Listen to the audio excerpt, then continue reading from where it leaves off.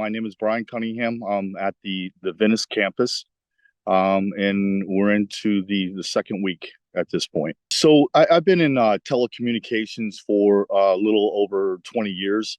So recently moved back down to Florida from Northern Virginia, and was kind of burnt out on that field.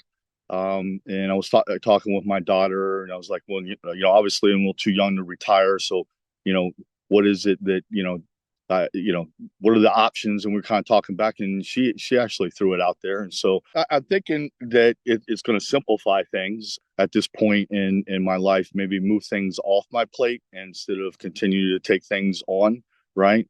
And kind of shrink it down, to a specific skill set. I'm fortunate to be in a place where right now it's more about, just finding that kind of zone of work-life balance. And the money isn't the number one priority. So the previous job, there was no really off time. So you were pretty much always on. And the amount of responsibility that you have, and as far as getting your job done and all the different tasks, I mean, and processes that we have in corporate America, if you will, nowadays, coming through COVID, is we had to go, well, in Virginia, we had to go work out of the house, but then we got really good at it, right? And things just seemed to move a lot faster than they did before. And, I think that's a little bit where the burnout factor comes from. So I don't mind putting in the hours, but again, at this point, I'm looking to kind of streamline what it is I'm responsible for. I did do 11 years at Coca-Cola. I started out in the warehouse loading trucks when I was going to community college, actually here, when it was Manatee Community College. So the experience started out there of just pulling the trucks up and backing them into the docks, and then we would load them up. And then from there, Coca-Cola helped me get my CDL class A.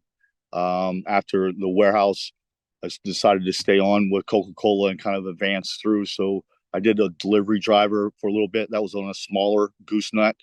And then after that, got involved with sales and sales leadership. But you would still have the like the holidays and the big sales where they would need, an extra truck sent somewhere, and they knew that I had a CDL. So, right. And now it's all new again, right? And kind of becomes more interesting. So, yeah, I certainly would like to progress through the driving experience, right? I'd like to get in and maybe specialize into hauling hazmat materials or wider loads, or things that maybe there is a less pool of people that could do. Maybe nothing else, but just from a competitive standpoint, right? And I think as we get older, that I could see maybe coming back and teaching others or helping them in those specific areas. So yeah. So overall, the experience has been great. We've got 3 instructors, right? And I think that's so there's 3 instructors, and I think 6 of us going through the school. So it's nice to have 3 different people with 3 different backgrounds, personalities, right? That you can pull from, the things that kind of make sense or match in your head from them. And and in my opinion, is you don't have to reinvent the wheel, right? You just have to take what's working and then slightly change it and make it Brian's will. We have some fun here, right? So I love to cut up and have fun, but the overall priority is safety, right? And getting these skills down. So it's a good mixture of all of that. It does offer you an opportunity to control your own income and schedule, right? And there's not a lot of careers out there like that.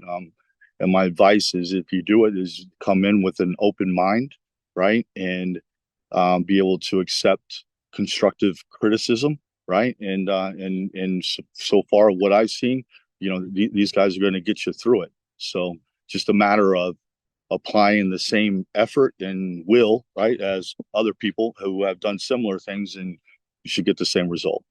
FleetForce strong.